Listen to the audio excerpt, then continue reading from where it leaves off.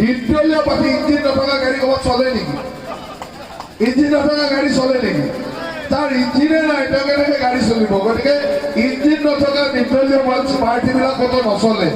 আৰু অঞ্চলৰ উন্নয়ন কোনে কৰিব লাগিব? যাৰ চৰকাৰ থাকে তেহে উন্নয়ন কৰিব লাগিব।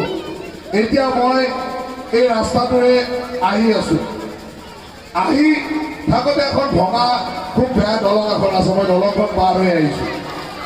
আহি ইয়ালৈ আহি যেতিয়া মই ইমান মানুহ দেখিছোঁ, মোৰ মনতে ইচ্ছা গৈছে যে খুব সোনকালে এই দলংখন বনাব লাগিব, যে ইমান মানুহ আমাক সমৰ্থন কৰে।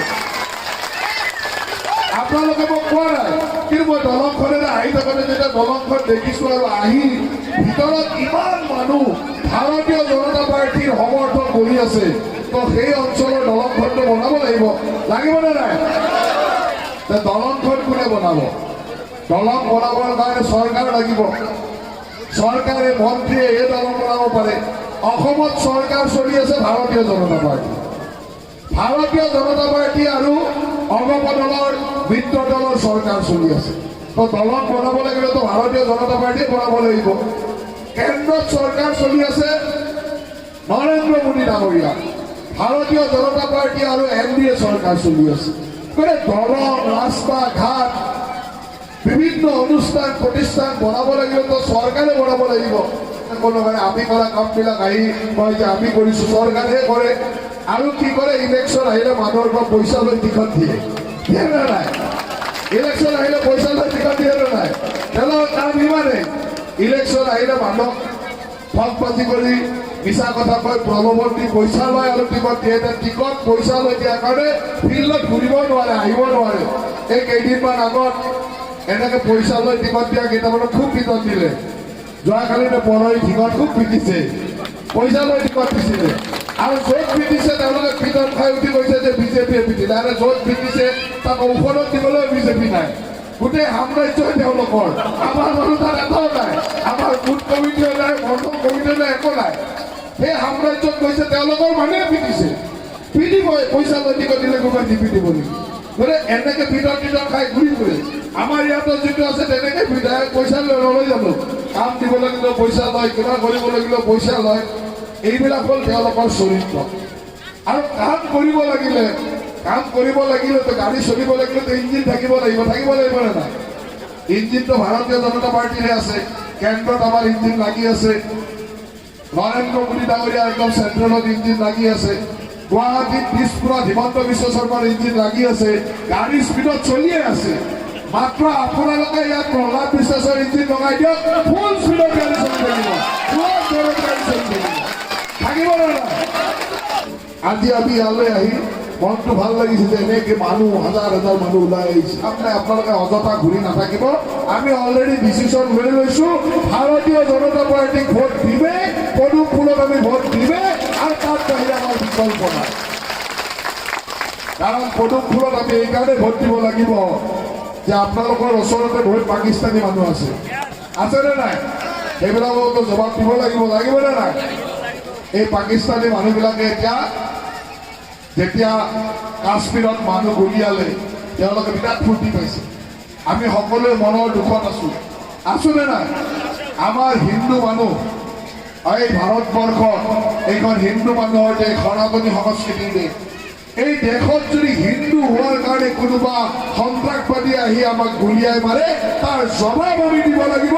আৰু সেই জবাব আমি দিলে দিব লাগিব নে নাই? এই জবাব এইসকল মানুহক দিব লাগিব। কিয় মই কৈছোঁ, আপোনালোকে জানে, বিভিন্ন মিডিয়াত দেখি আছে, কংগ্ৰেছৰে যে সাংসদ, আমাৰ অসমৰে সাংসদ, বাপেক অসমৰ মুখ্যমন্ত্ৰীও আছিল, তেওঁ বোলে 15 দিন গৈ পাকিস্তানত থাকি আহিলে, কাকো খবৰ দিয়া নাই। কাকো খবৰ নিদিয়াকৈ পাকিস্তানত 15 দিন থাকি আহিছে। বহুত এনেকুৱা সন্দেহজনক মানুহ তেওঁ লগ কৰি আহিছে। আজি সেইসকল মানুহৰ ওপৰত ভাৰতীয় অসমীয়া মানুহে সন্দেহ নকৰিব নেকি? তেওঁৰ ঘৈণীয়েক পাকিস্তানৰ NGOৰ পৰা দৰমহা লৈ ভাৰতবৰ্ষত চাকৰি কৰে, আৰু ভাৰতত চাকৰি কৰিব, দৰমহা পাকিস্তানৰ NGOই দিব। তাৰ মানে কিবাটো গণ্ডগোল আছে।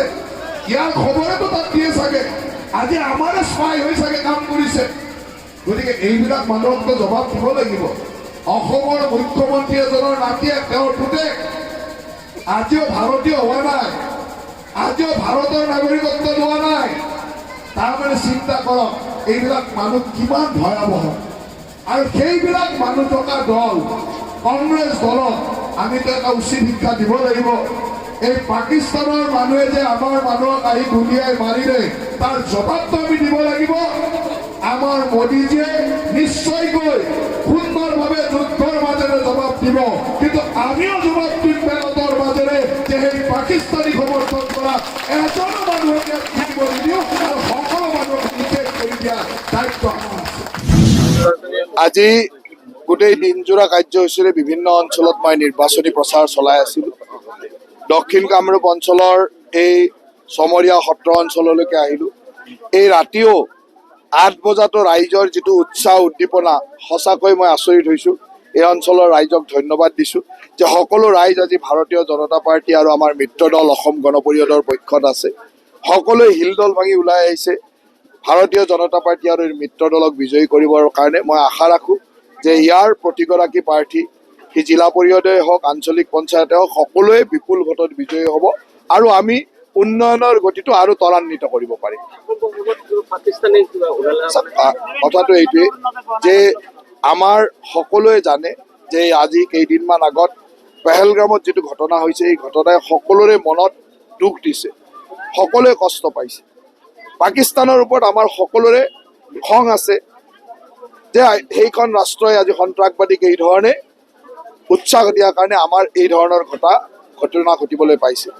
কিন্তু সেই পাকিস্তানৰ লগত যদি আমাৰ সাংসদে সুন্দৰভাৱে হলিগলি কৰি থাকে, কাকো নজনোৱাকৈ পাকিস্তানত গৈ 15 দিন থাকি আহে, বিভিন্ন মানুহক লগ কৰি আহে আৰু সুধিলে তাৰ উত্তৰ নিদিয়ে, তেওঁৰ পত্নীয়ে যদি পাকিস্তানৰ NGOৰ পৰা দৰমহা লৈ ভাৰতত কাম কৰে বা তেওঁৰ ল'ৰা ছোৱালীও ভাৰতীয় নাগৰিকত্ব নলয়, তেতিয়াহ'লেতো তাৰো জবাব তেওঁ দিব লাগিব।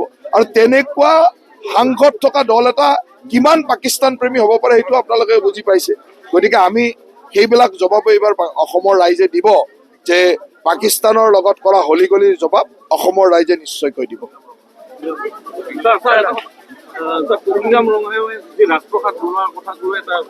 ময়ো টিভিতে দেখি আছো, কাৰণ টিভিতে কোনোবাই দেখুৱাই আছে। গতিকে মই যিহেতু একো ভিতৰৰ কথা নাজানো, মইনো কম কি।